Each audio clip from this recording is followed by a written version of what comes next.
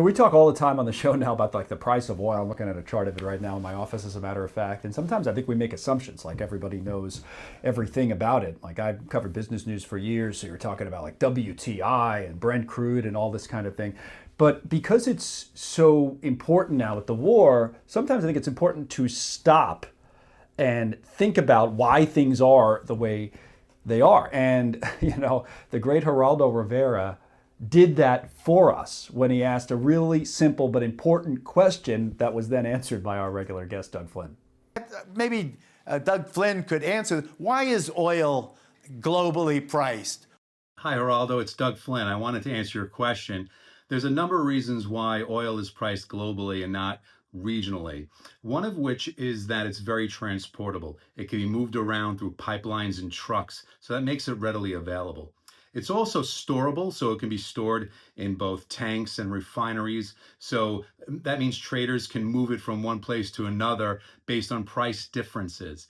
It's also pretty fungible. We make different types of crude, and so it's used differently in different parts of the country and the world, and so it's easily convertible based on need. So that means it's a global asset and a global commodity that people can use and move around. And so buyers will compare that price all around the world based on what's the best price available.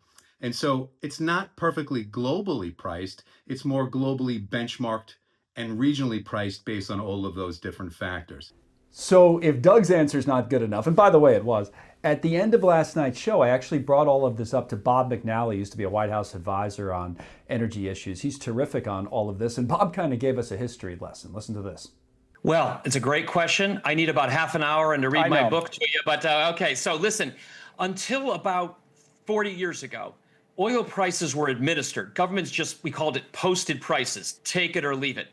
But then the market got too big. You had all these new producers outside of the U.S. You had Soviet Union, you had Iran, you had Saudi Arabia, and they took over control, the governments of those Western companies. So you had everybody selling oil around the world, Libya, and it became unwieldy, and you couldn't manage those administered prices. So even OPEC just threw in the towel trying to just set prices on a board, right? And so in the mid-'80s, they said, we're giving up. We're going to let the market, these benchmarks, set the price because oil is so traded. So and then fungible. you price it off those benchmarks.